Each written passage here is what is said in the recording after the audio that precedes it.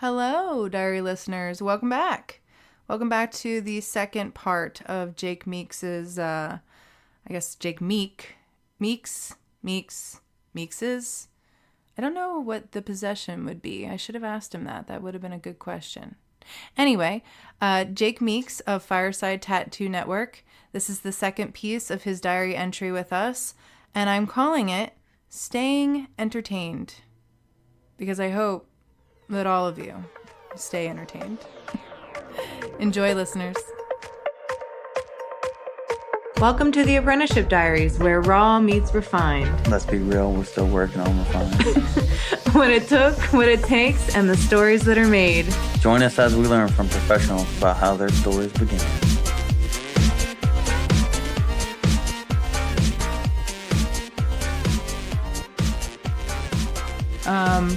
What was the hardest thing for you? Like, what was the hardest to click for you in tattooing? Like just in any way, technically, or how? Any of it. Yeah. Probably the thing that I struggled with the most for the longest was not wanting the client to be uncomfortable. So not committing to a lot. So something taking longer than it should because I'm trying to ease into it or get the people into the zone or whatever. And I still sometimes find myself like that. If someone, gets uncomfortable rather than just getting in there and getting it done, I'll ease back. And really all I'm doing is creating more work for me and a longer sit for them. But it took me a while to get that down. Like, I wouldn't be willing to get them in a position that made my life easier. Like, if they felt better sitting up for a lower back tattoo and it made the back super spongy, I just dealt with it, rather than saying like, hey, I got it. Like, sorry, it's going to go faster if you just do it this way, if you just lean forward or don't. Got you. It was more a relationship type of thing. Like, I was just wanted to keep them, comfortable and happy. And it ended up being at the cost of the tattoo, spending longer than I wanted and maybe not getting the result that I wanted. That's a good challenge, There, I was in the hair industry before tattooing. Mm-hmm. So a lot of client relations that involve touching and positioning and all of those stuff, like ergonomics, made a lot of sense to me. Of course, I did all of what you're talking about, but the second somebody was like, look, this is bad on you, it's bad on them, it's going to take longer, just, why are you doing that? I mean, maybe they had to tell me a few times, but eventually I was like, yeah, that makes sense. And your back eventually feels a lot of it too. Yeah. Awesome. It takes its toll, and you end up, you'll fix it in the long run, especially if you move, as you get into more complex stuff or larger stuff and you realize you have to cut, we can't do 15 sessions on this piece. We have to do it in 6 or 7. And we have to commit and get in there. And, eventually you work it out, but it took me a while. And I still hate for people to be uncomfortable. Like, if I can tell that they're really struggling through an area, I have to focus to not let it get in my head. I'll try to, I was like, yeah, do you want to take a break? Like, no, I just want to get it over with. You're like, and then, it's like, okay. I'm like, okay. That's a problem I've still never completely I'm sad solved. to say that I've told people to get drugs. I'm like, you need to get drugs. Because whatever you're doing, it's not working, and it's not working for me. It's not working for you. Like, drug yourself. Right. Yeah. They're like, what? How am I going to do that? I'm like, I don't know, man. Figure it out. Yeah. I get drugs offered to me. Like, get drugs. Right. We've got a podcast that has an episode that hasn't been released yet, but it's with Kurt Jacobson, and he is the whole podcast is about he's traveling and he's on the competitive circuit. So he does the 3-day pieces for Best of Show at big shows. So he's going to Hell City and trying to take Best of Show. So he has one client, and you know how they're all doing like full thighs. It'll be your thigh down your whole leg, and you do it in 3 days. He's doing that stuff. So we talked about like everything from like how to recruit the types of clients to getting as far as you need to get each day, and then also pain management, as well. And so we talked about drugs, we talked about Bactine and all kinds of stuff in the episode. And he introduced something interesting to me. I've been a big proponent of using Bactine. I use it all the time in my tattoos. And I have noticed, I hadn't said anything about it, but I've noticed some of my regular clients are struggling more now than they ever have. And it's almost like it's not having the same effect. And Kurt brought it up. He was like, it's not having the same effect. People build up a tolerance to Bactine the same way they do to anything else that they take all the time. So if you're wiping them with Bactine every 6 weeks, if they're in there constantly and you're using it all the time from start to finish, like you're really doing them a disservice. And I never thought of it that way. And he has an interesting approach where he's trying to use water for as long as he can, no Bactine, no anything. And he just communicates, and he uses the 1 to 10 scale. He's just like, what's the pain level 1 to 10 right now? And they're like, 6 or they're 3, whatever it is. And so he's like, all right, when you get to an 8, let me know. And then so he'll hold off as long as possible before using any topicals like that. And he's getting people regularly, every weekend or every show that he does, he's getting people through 3 days. That's awesome. That's awesome. It's good to know. Mm-hmm. It's good to know. There's lots of different things. It's weird. I mean, in the drug and topical realm for sure, but like, noise canceling headphones, dark sunglasses, those kind of things for people. A lot of sensory stuff can get people. I notice for myself, I'm a very talkative person, but past 6 hours of tattooing, not at all. Nope. I hate your face. Yeah. I'm not happy. I can't do much. Like if you asked me anything, I'd be like, what? Mm-hmm. I'm ready to eat your face off. Right. I want to lay down. I want to drink. I want to be hugged. This sucks. I don't know how they do it. Honestly. I mean, they're cooler than me. Right. Yeah. Yeah, same here. It's impressive, especially at a convention, at a show, and there's the sensory stuff is a big deal there. And it's helpful for small tattoos when you can talk to folks that are walking by the booth, you're getting tattooed and people are asking what it is and you're showing it off, for an hour or 2 or 3, that's fine, but then over time, it's just hearing everyone else laughing and having a good time around you. And you're like in the darkest hole, It's like, oh my God, get out of my face. And they're like, you want me to do what, man? You want me to stand there while some judge looks at me? Right. What? Yeah.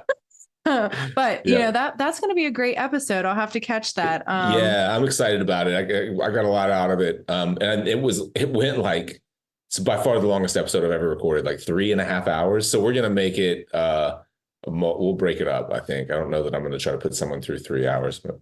That's great. I love that though. Yeah. I love that though. Yeah. I mean, I always break them up into segments. Like if this went 2 hours, I try to do 2 episodes. Sure. Attention spans are, it's just not what there's, whatever. Yeah. I don't do the marathon episodes. No, I do. I love them. I love long car rides. For me, I'll come right back to it. For me, it's about, is the content engaging enough to have me revisit it? And a good story, good content, things like that. You'll come back. If it isn't, it isn't. For me, it was always like, well, you did a thing. With podcasting, you're using your time to make something that you're going to put out in the world. And for me, it's like, well, as the 2 people, I mean, you could look at the optics of it and be like, it didn't really do really well, or no, not enough people clicked on it, but you did it. It's there for everybody. And if anybody comes in and criticizes you and be like, well, where's your podcast? Yeah. like what did you do that day or with that time? So that's my whole thing, is that like you did a thing, you made something, you could have done a lot of things, but you did a really cool thing that people can tap into at any point. And I love that topic. That's a great topic. I am seeing a lot of people like that. My friends, Evan Olin and Andy Large are doing a lot of those kind of things. And his whole shop is like a rock star cast at this point. It's pretty cool. I haven't seen them since before COVID. I was actually leaving his shop when COVID was really breaking out. And I haven't been back there. And I'm just like, man, am I cool enough to like guest there again? I mean, he's my friend, but like, they're like way cooler. He's doing great. Yeah, you should reach out. And Evan, I don't know Evan, but I know his work well. I'm sure we've crossed paths. I know that I've worked at shows with him. I don't know that we've ever had a conversation, but his work's incredible. You'd love him. He's such a good person. Like Yeah. I mean, everybody that I've met through him has been good people. They're really Yeah. fun too. Very Yeah. fun. Yeah. Well, awesome. Yeah. Yeah. Um, all right. So you worked there for 15 years. Yeah. What would you say your style is? I think it's I really love creating a narrative, even if like no one else knows. Like I like creating a narrative. I like doing big tattoos. I always say like large scale illustrative, like color illustrative, but I've really gotten to where I enjoy, large scale black and gray. I don't love like realism. I like for things to seem believable, but imaginative. Yeah. I don't want it to look real, but I do want to create environments that look like they could be real. And so most of my favorite tattooers, are work in styles like that. And I've just gotten like, it's funny, like whenever you're trying to recruit people for, backs and full fronts and sleeves and stuff like that, most people know what they want with a smaller tattoo. It's tougher a lot of times with big tattoos. So the more you can help by having some type of an idea, a story about common things like overcoming struggle or that type of thing.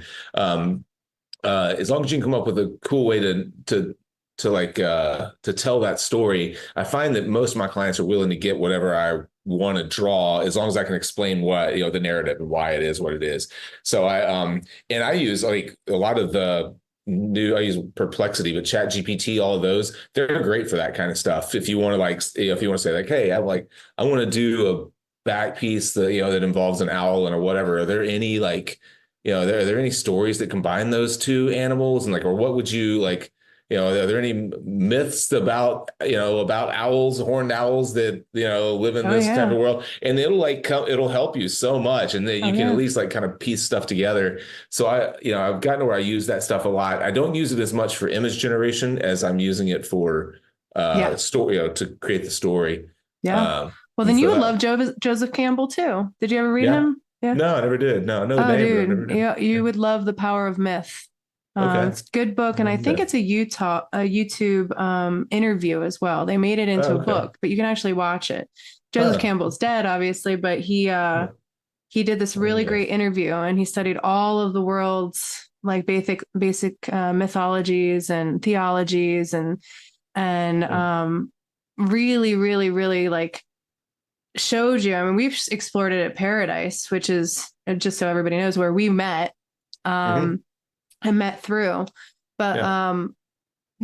we've done like I know seminars there where we've had like archaeological kind of conversations about symbolism throughout, tattooing and time and correlations of tattooing being more medicine in certain countries and time spaces, but that there are these similar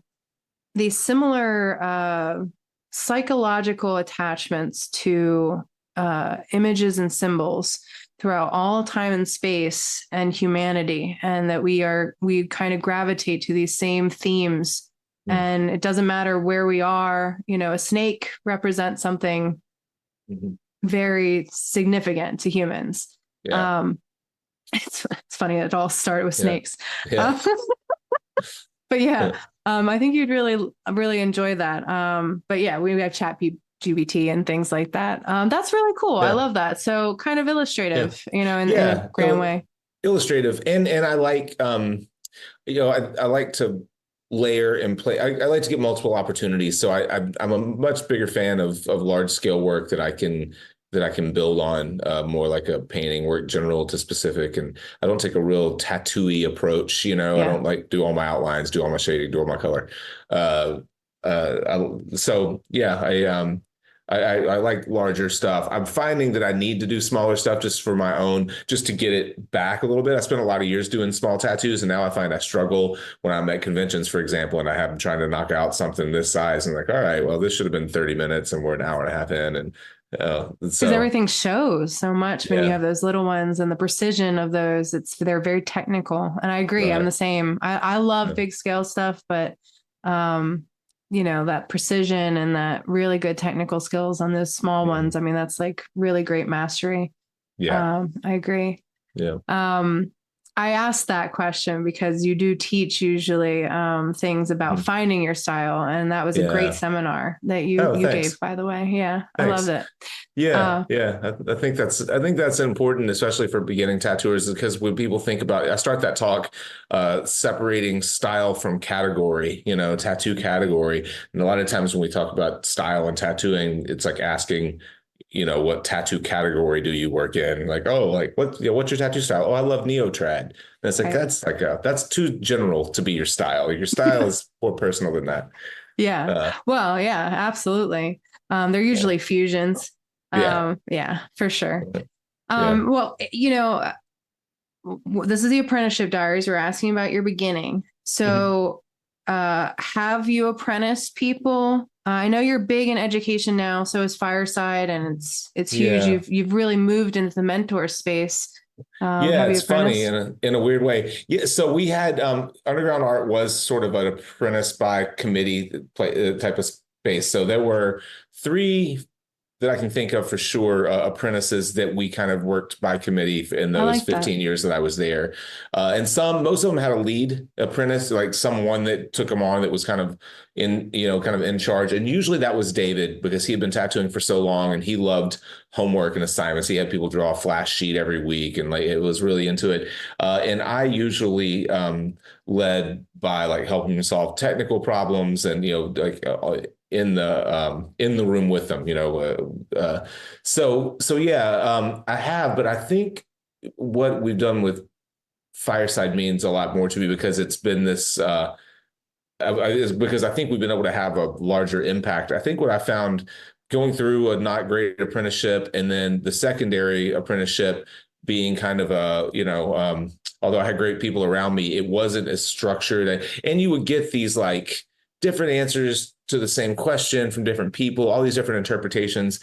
And so I felt like when I started Fireside, I recognized the problems that apprentices have in mentorships that aren't Yeah. solving all their problems. And so that's probably what I'm more proud of is that than any help that I gave any one individual is like uh, all of the great tattooers that we've had on the show through Fireside over the years who have like said the right thing at the right time and the right person heard it. I hear Yeah. that stuff so often where it's just like, man, the episode you did with so and so, like open my eyes to a thing that I was doing wrong or just something that I didn't agree with something my mentor had been saying, but the way that that person said it, resonated differently. And so I think that the impact that we've been able to have just through YouTube and stuff is, Yeah. it's been awesome. No, I agree and entirely about that. Like it comes to a point where, well, you do realize that like people need to hear it from in a certain way from a certain person, and otherwise you're just left up to your own means, throughout repetition hacking it. But at the same time, you could be maximizing things that much more if you just had access. So it's Yeah. great. That's Yeah. awesome. That's Yeah. wonderful. Yeah. Yeah. Thanks. Yeah. What I'm was excited. the I'm just curious, like, what was the inspiration for Fireside? Like, what? I had been listening to I was in a home brewing and there was a thing called Basic Brewing Radio. It was before they were called podcasts, but it was just like home brewers talking about home brewing. And then they started a Basic Brewing video where they had short little videos on home brewing. And it caught my attention at that point that like I could do this on tattooing probably. And this was 2005, 6, 7. We didn't start Fireside until 2013, but that was when the idea first kind of was planted. And then I started tattooing someone who started a podcast that really blew up in the fitness and conditioning world called Barbell Shrugged. And I was tattooing this guy, Mike. I was doing a sleeve and he was like talking about starting a podcast. And I was like, I've heard of them, but I don't know what they are. And he was like, well, he played a Tim Ferriss podcast for me. And I was like, oh, okay. And so we're listening to Tim Ferriss talk while we're tattooing. And he was like, I'm going to start one on like Olympic weightlifting and CrossFit. And I'm like, oh, cool. And so this was a sleeve I'm working on him. And so each session we would listen to more stuff. And then he had recorded a couple of his first episodes. And I was like, I wonder if they have one on tattooing. And he was like, they have them on everything. All right. And I bet you they do. And so we start searching, and there was this, Keith Caramello had one called the Tattoo, not the Tattoo Mentor, like the Tattoo, maybe it was the Tattoo Mentor. I forget, but it was an audio only. And he had recorded a few episodes and then kind of fallen off. By the time I found it, there hadn't been an episode in like a year. Right. And Mike was like, you should do one. Like, I can give you the list of the stuff that I bought. I bought it at Guitar Center on whatever street. And he was like, I bought like 3 mics and this mixer and whatever. Aww. And so he gave me the list, and I went down and bought it, and then roped David into recording some episodes with me. And we drank a whole bottle of Jameson for the first episode. It was a shit show. And, but it was fun. At the end of it, people like, we didn't get a lot of views or anything. Yeah, it was just cool. It was just like a way to sit down and, do kind of shop talk.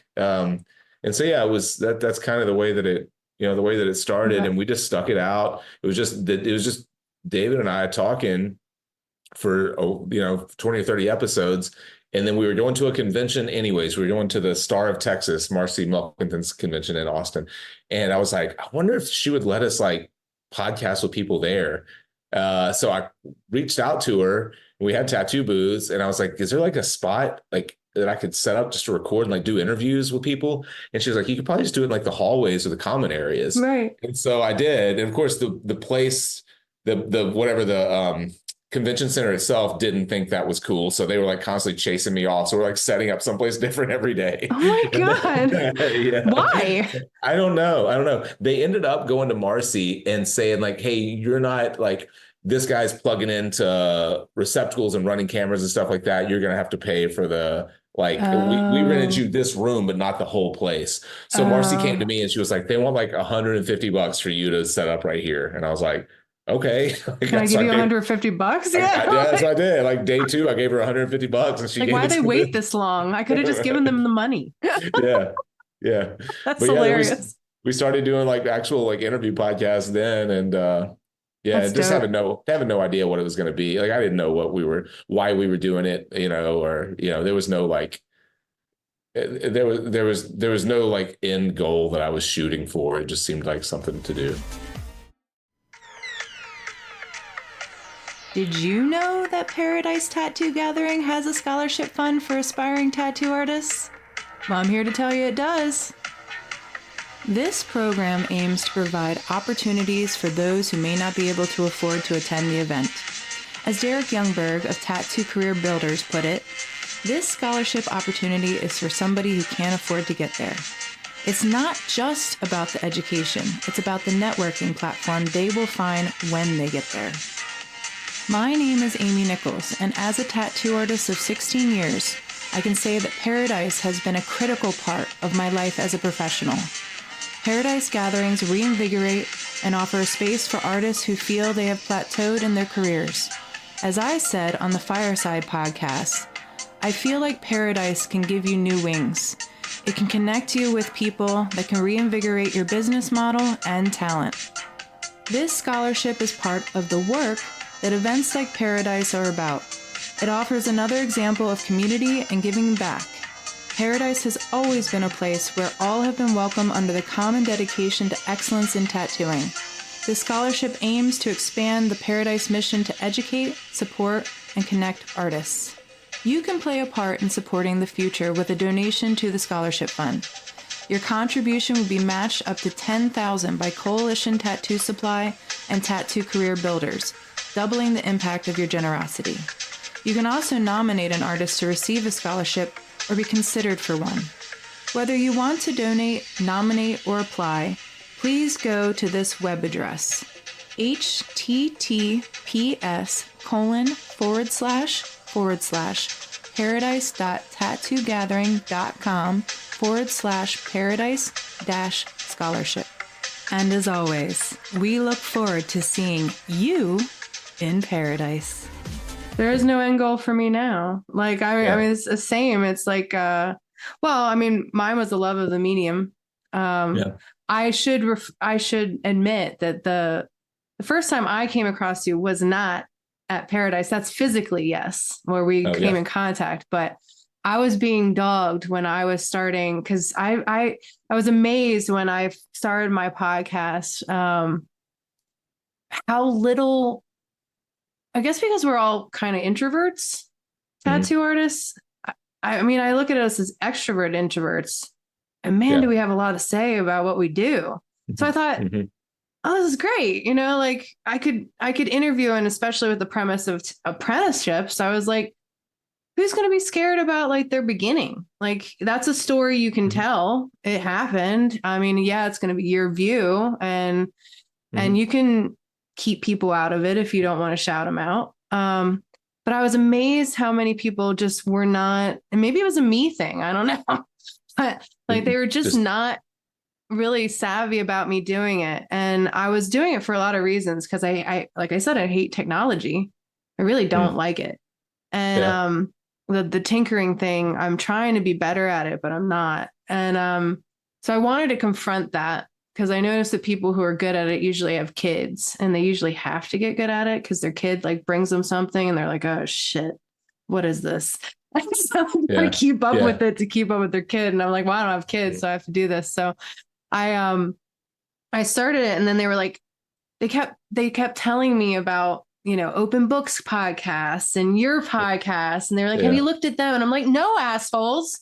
I'm not. I've listened to I know what a podcast is. Okay. Like I'm doing my own thing, you know, and that was the thing for me, was that like a big thing about what I found, especially nowadays, because I feel like social media has grown so much and it's very inundating. And there's so many different things going on, things that you definitely want to shut out and have to take breaks from. But one thing I loved about apprenticeship, and that I miss, and that I wish that people would really, really pay attention to, is, and I don't know if it's different now because of cell phones and everything, but in my time, that joy of just being single-minded, like putting blinders up to everything else and just like really focusing. And you can't make, if you're watching everybody else's shit, like you can't, and that the whole like find your style thing, it's like, okay, well, focus on a goal and go after it and turn the rest of the noise off. Like you can get on the internet, but go in there with a single-minded focus to create something. You know, you can draw influence from here, here, and here, and here. But if I'm off there, like, you know, listening to you constantly, all I'm going to be is like a poor man's Jake. And I was like, I don't care. I don't care. I know what I'm doing. I don't even care if it's tattoo centric. Right. Really? I don't even like half of you. Right. I mean, that was my whole perspective. But yeah. But yeah, I did meet you there, and it was it was 2013-ish. I remember 14, I think 14 or 15 for me when I completely agree. I don't listen to a lot of like tattoo stuff. I will zip past, and I don't know why. It's something in my own mind, but there are newer podcasts that are putting clips out on you know, like on Instagram the same way that we are. And like, I instantly recognize that their production value looks cleaner, that they're like everything. And I won't even listen to what they're trying to say. I'll like zip past it as fast as I can. And it's like, why? Like, why don't I want to hear what they have to say? Like, because I'm intimidated because their camera looks better than my camera. I don't know why. It's like, are they saying smarter stuff than me? They're half my age. I guarantee you, they don't have the tattoo like experience, you know. But for whatever reason, I don't know why, is it past it. Russ Abbott told me years ago, whenever he was one of the early people that I reached out to when I started Fireside. We weren't friends. I met him because of Fireside. He was doing the Abbott color wheel around the time that I was doing Fireside, and I reached out and offered to like do a podcast episode with him or whatever. And I was talking about some episode that I had put out recently, and I'd asked if he had seen it. And he was like, I don't listen to anything that you put out because we're both like entrepreneurial, and I'm afraid if you say something about one of your ideas that I've probably already thought about that as well. And I don't want you to think that I'm like ripping you off whenever I do it. So I'd just rather not ever know that you had the idea. Yeah. And I remember just thinking like, well, that's shitty, man. Like, why can't we like share ideas? But I get it. Like, same thing, you know, like I zip past them probably for that reason. It's like, oh, I don't want them to have a perspective that I have or slightly different. And then somehow I don't know, like I'm ripping them off or something, you know? Well, there's an authenticity to the moment too. I do know for myself that when it comes to learning, a lot of my learning comes from having this kind of connection with somebody, like sitting Mm-hmm. down with you, taking this time, asking you questions. Those are the kind of things that'll mental map it for me more than anything else, like, and I don't know. I look at a lot of Mm-hmm. art. I've thought about going to a podcast convention. Have you ever done that? I've never done one. I've thought about doing them. There are quite a few of them, a few really big ones. Yeah, if you ever want to do Yeah. one, I think that'd Yeah. be Yeah. fun to I'd be do down. together. That'd be fun. Yeah. Because Yeah. I'd be I down for I that. know that would probably scale it for me quite a lot. Mm-hmm. Just to kind of, because that's how it's been with Paradise and those kind of educational spaces, is that like it's so Mm-hmm. concentrated. Um, when I'm experiencing things for entertainment, it's a weird headspace I'm in. I'm not really Mm-hmm. looking there for notes. I'm looking there for like my own shit. Yeah. Yeah. Maybe it's the whole thing, like you I, said, like we kind of get in our own way when it comes to learning. Like we should know more, but we want to figure it out ourselves, I don't mm-hmm. know. Maybe that's us. Yeah. Yeah. Yeah, as adverse as I am to like accidentally getting information from other tattooers about tattooing, like tattoo podcasts, whatever it is, I'm completely open ears to every other medium and thing that I'm interested in to figure out how I can pull it into tattooing. Yeah. So I'm still like completely taking stuff from woodworking shows that I watch and from everything else that I'm into in the world, fishing, everything else. And I'll just be like, oh, that's a cool idea. I wonder how I could do that for Fireside. I wonder if I could like find a way to relate that idea to tattooing. That's where Find Your Style, that whole seminar, Simplify and Find Your Yes. Style, both came from like, I didn't invent any of them. It's like painting stuff, illustrative stuff, woodworking stuff. It's just like a hodgepodge of stuff that I just grabbed from other places and then put it through my tattooer's filter, Yeah. No, and that's a great way to do it because I mean, that's what we ask our clients to do. Like Yeah. go make a visual map of things, share your Mm-hmm. Pinterest file with me. I want to see what you Yeah. look at and what you like. And, that'll let me Mm-hmm. know if I'm the right fit. If, like I'll get to see a little bit of what you're attracted to, because that's Yeah. also the thing. I mean, my stuff, I don't know. I get a lot of influence from my clients. I really like the I went into tattooing thinking I was going to do my art for a living, but Mm-hmm. what I found is that I don't have a lot of comfort doing that. I don't have a lot of comfort doing my art. I'll put my skill to their idea, but and it's art and it's a commercial application of art. But all of it comes from them. And I really like using their visual map and their visual ideas. They come with some crazy ideas, man. Like, and I'm just like, oh, like I had somebody that gave me like 15 things and they're like, oh, you get my whole leg. And I was like, that's a lot of shit to put in one leg, but I'm going to figure it out, man. Like, Yeah. but yeah. I love that stuff because Yeah. that's kind of how I take on my tattoo projects is that like, okay, they said they like this, they said they like this color, these things. Let's like map it all together. And it's like Mm-hmm. finding their brand within the art stick. But I think it helps grow my style. And I also think it makes sure that it's never replicated. Too. Yeah. Yeah. Yeah. But I love that seminar. It's a great seminar. Yeah. Thank you. I You're appreciate welcome. it. It's changed. Oh, I'm sorry.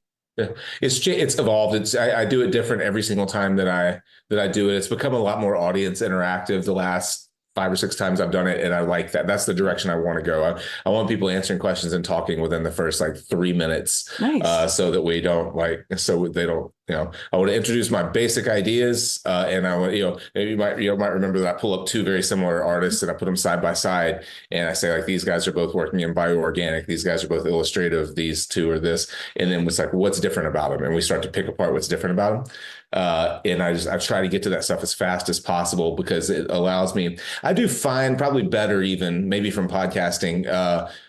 I'm terrible at staying on my script in my slides. Like if I'm going through and trying to do a presentation, I'll go off in my own direction, just talking, and then realize like, oh, I'm 4 slides behind. But if I just start a conversation and people are coming back to me, I can move through everything seamlessly. I like it's the back and forth that I do so much better than the presentation. And so yeah, that's been the thing with Find Your Style. It's like, how do I get people involved early, That's answering awesome. questions early? I think that helps. Like I said, like it helps them remember it better too. Right. That's the point of a classroom setting, as opposed to just listening to a podcast. Yeah. You know, Right. like you're there. And they help you. That approach helps you to evolve your presentation because you're talking to a room of professional artists. Mm-hmm. They have ideas that you don't have. They have like when I say what's different between Ty McEwen and Guy Aitchison in these two pieces, most of the stuff that I regurgitate now came from someone answering in a different way than I anticipated. I'm like, oh yeah, that's good. Like, well, let's go with that, and so, that's the cool thing is like, they're there to take my seminar, but that's a room full of people who draw for a living. So why can't I get something from them? Yeah, So. No, absolutely. I mean, everybody's getting something out of it, right? Like, and I think that's the beautiful thing about the mentor-mentee relationship is that you get to find out what you know as the mentor, and as the mentee, you get to learn, and you can share a lot of insights between each other. That's really cool if you're, connected to that. That's awesome. Yeah. Yeah. And then this year, you're doing one on simplification. Yeah, I've done this one only once. It's actually a course that you can buy it on our website, Simplify. But I'm trying to make it a live kind of presentation as well, and it's a little more. It's more advanced. I think it's for people who have been tattooing for a while and maybe have hit a wall. And it's essentially just my process for, it's built around the idea that no one solves a problem by adding complexity. You solve a problem by simplifying it, to its the most basic kind of form, and then building it back up from there. And so I just use if-then scenarios from the consultation all the way out. What do I notice about the person when they come in the door? What are they shaped like? What does their voice sound like? What do we talk about? And I just have simple ways where it's like, just if-then scenarios that I'm just playing in my own mind through the process. And so now I'm gonna update the online or the actual course a little bit. All of my courses are not. They're only two. Foundations and Simplifier are two main kind of flagship courses, and I don't tattoo in either of them. Right. And they're drawing for tattooers courses. So I take Simplify all the way from consultation to stencil on skin. But I don't do the tattooing part. And I've been talking to Gabe and Dan a little bit about it, who helped me a lot with Fireside, about like, why at this point in time today, there's so many people teaching tattooing. If you see your 10 masters stuff pop up, or tattooing 101, they're all teaching physical tattooing, 3-round liner at 7.5 volts. I don't know. All that stuff's on constantly. It's like, people obviously want to know it. I don't know that it's as useful as they think it is, but to watch someone else to use their needle configurations or whatever. But I do think that I could do the tattoo from Simplify. Like, I could add 2 more modules and say, all right, we've gotten all the way to stencil on the skin. Now I'm just going to film the tattoo and at least have, add some tattooing to it. Right. I was hesitant. I kind of stayed away from that for a long time because I didn't want to teach tattooing, but I think I'm going to give in and go. So someone out there is going to get the tattoo from Simplify for free. They just have to let me put it where I want it and right on. and let me film it. Yeah. All right. That's really cool. Yeah. That's really, really cool. I love that. That's good to put out too, Yeah, let me know if you're interested. I need I need a clean back of a calf. A clean back of a calf. Yeah, and I'll share the design. Fantastic. It's a cool raven. It's nice. Okay. Right on. That's pretty dope. Yeah. I love that. That's good to know. Well, are you advertising for it right now? I haven't. No, it's the first time I've even said it. Yeah. Oh, cool. Yeah, I've just been thinking it. I said it to Dan and Gabe in one of our fireside meetings. Like, I think I'm just going to do the Foundations tattoo and the Simplify tattoo. They're both birds. Very I like tattooing birds. So. No, I like that. Yeah. I mean, it covers everything, right? Like, I'm a very process oriented learner, and somebody who likes to be tactile and get my hands in it. There's really only so much I can get from auditory things. Like, I really do think that the dedication to be a failure has to be okay with being a failure is what has worked in my my favorite. Yeah. Yeah. And I've always really enjoyed the more psychological or more process oriented seminars personally, just because for me that I don't know, like that's the nice sharing stuff. I do feel like that when you get into tattooing, you figure it out. Like, I mean, you can really feel it. Like you can feel the materials, you can feel how it's supposed to be after a while, but I guess it gets, it can get there faster, I guess. I mean, I don't know. I learned in a time where they were like, here are these things. This is how it's supposed to be, and you're doing it wrong. Like, Yeah. Yeah. So I guess, Same here. with tattooing, it would scale things. I've had a lot of people ask, like, why aren't you more technical? And I'm like, because I don't really know. I don't even know if I know what I'm doing. Technically. What am I using again? Yeah. But yeah, like it sounds like a great seminar. It really does. Yeah, I'm excited about it. I mean, I'm going to Paradise. I'm tattooing this year though, so I'm like, oh, okay, gotcha. Yeah, yeah. Well, it's included with the day. I'm going to do it on the main stage, so it's a free seminar. It's included with the 4-day pass, so anyone who's coming can come watch it. Awesome. And then the tattooing aspect of it would be recorded.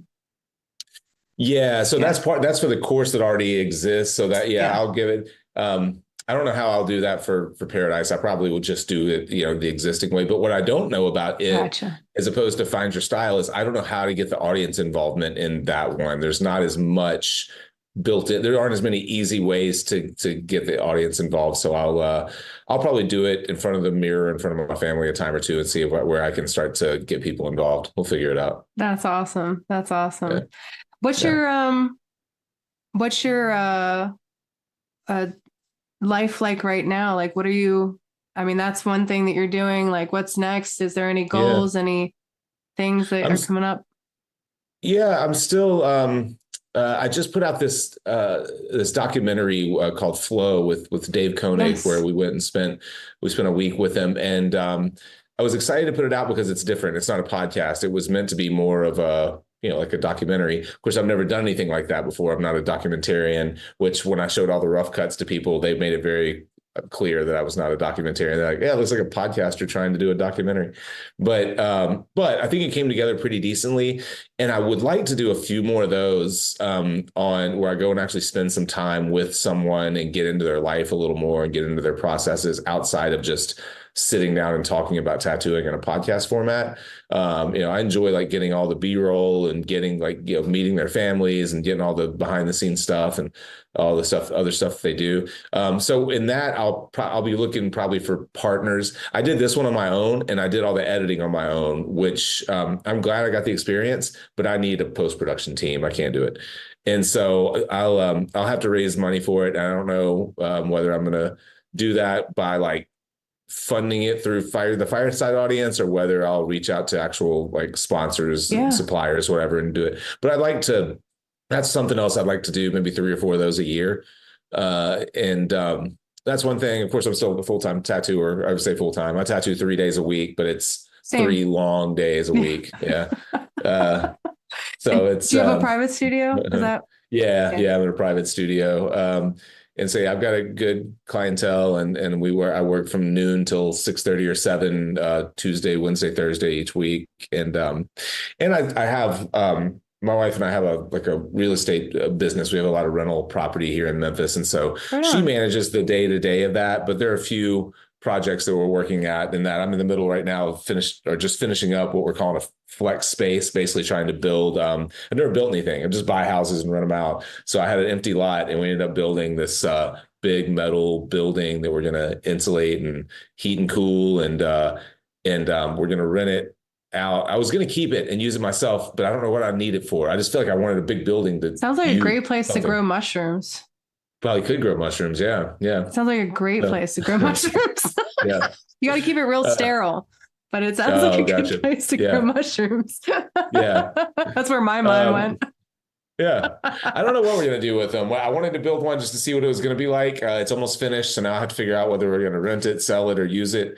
And then I think we're going to try to build a little complex of them. I'm going to try to find some commercial land and build 8 of them and gate it and, make it secure and all that, and either rent it, depending on the area, rent it as artist spaces if it were Midtown Memphis, or small commercial like HVAC painting, whatever, if it's in Yeah. different areas. But so I don't know. We're just always I just like to stay entertained, So I'm like, get up, and it's like if a business seems like it's boring, if things are going wrong with it, or not going wrong with it, but if it's like the monotony of doing the same thing with it, it's like, well, how do we shake it up? Like, it's supposed to be fun, right? What's the point? Why do we take all the risk of, like, if I want to do boring stuff, I just go get a paycheck and do boring stuff and be guaranteed a paycheck, Exactly. Like, I don't want to do boring stuff and take the chance of not making money. So Exactly. Absolutely. No, I love that perspective. I love it. That's very cool. Well, if people want to work with you or you do an interview or anything like that, what are the best ways to contact you? The easiest thing is probably we use Gabe Ripley has us on this one box system, so everything ends up in one place. So however you used to, I would say don't DM me or whatever, but now it all goes to the same place. So Instagram, I'm Plug Ugly Art, or Fireside Tattoo, and Facebook, we're Fireside Tattoo. But info@firesidetattoo.com is the email, and I have a great assistant. Her name is Allie, and she's been with me for 5 or 6 years, and Awesome. she's on the ball. Yeah, she answers everything and like screenshots and sends me things all the time. So I don't miss stuff like I used to. She's really good. Phenomenal. Did we miss anything? Yeah. Or is there anything we didn't talk about that you might want to talk about or share? I mean, I feel like you had a great run in tattooing. Yeah. I mean, very similar to me. I mean, a lot of things that I think people could correlate to the timeline and stuff. It doesn't sound like you had a lot of hazing. No, not too bad. Yeah. No. Yeah, it wasn't bad. I mean, it wasn't like mapped out perfectly or anything like that, but I think we hit it all. I think, it was probably a pretty typical apprenticeship for the mid 90s. Yeah. Probably not that different. So, well, and I feel like, I feel like you were really meant to always be here, Jake. Like, yeah, me too. I appreciate that. Because it seems like a lot of things were like, oh, and like that, it is like finding your style. Your life kind of culminated to a lot of these I can see your whole seminar kind of in how you move throughout your life. Yeah. And like somebody was like, look at this. And like, I was listening to this and then I did this. Mm-hmm. And so it's pretty cool. Yeah. It's very authentic. I love it. Well, thanks. I appreciate it. Definitely. I appreciate the invite. I enjoyed the conversation. Hell yeah, man. Well, I don't want to keep you too much longer. Yeah. I just appreciate this time so much. It's really, really cool. And thanks. Me too. Definitely. Let me know when it comes out. I'll be happy to. Hell yeah. To push it. Hell yeah. So absolutely. Well, have a great rest of your day. Enjoy post workout and the rest in your family. Thank them for me. They let me borrow you for a bit. It's a decent time. Well, thanks. I'm looking forward to seeing you in October. Definitely, man. Bye-bye. All right. Bye. Okay, everybody. That wraps it with Jake Meeks of Fireside Tattoo. Be sure to go over and listen to Fireside. Of course, we always appreciate your listening time here, but as I explored in this podcast with Jake, he is quite a name in the podcast space, and I think you do yourself a disservice. He knows a lot more people than me. He's been doing it a lot longer than me. And this podcast has its own space, but his is definitely about the people he interviews and what they are doing and their tips and tricks. So it's very cool. So make sure to go over there. The one thing I didn't ask him that I really wish I would have is why he calls his Instagram handle Plug Ugly Art. I should have asked it. Like, I'm mad at myself that I didn't. I want to know. I'm sure there's a story behind it. His work is stunning, so it makes no sense. But it is cute, and it is funny, and I do like the humility of it. So high marks there. But I didn't ask, and I feel like a failure as an interviewer. So Jake, I'm sorry. And listeners, I'm sorry. That might have been a question you had. Anyway, listeners, I really hope that you have a powerful week. Jake, I will see you in paradise. God willing, we'll all make it there. For those listening that think that they might not be able to swing it financially, please know that there is a scholarship fund for you. Just go and apply. We have stated it a couple times on the IG, and it is listed on the main website, but I'm going to attempt to tell you the direct link right now. So it's https://paradise.tattoogathering.com/paradise-scholarship. Man, that was like a tongue twister. And I know I said it pretty quickly. Like I said, you should be able to find it at tattoogathering.com. We have a couple direct links there, but I just wanted to give you the direct link so that you could hope to get there. Please apply. If you know somebody that should apply, but they never do it for themselves, you can nominate them and you can donate to it. So if you're somebody who likes to give back and you run a really good mission to do that with, Paradise is top notch. So please visit that link and apply yourself to it in whatever way you feel inspired. All right, everybody. Have a great week. God bless you all. I'll, God willing, catch you next week. Later. Thanks for listening. You can find the Apprenticeship Diaries on Twitter, Facebook, and Instagram. Our IG is _apprenticeship_diaries. If you would like to offer constructive criticism or an interview, drop us an email at theapprenticeshipdiaries@gmail.com. We look forward to hearing from our listeners.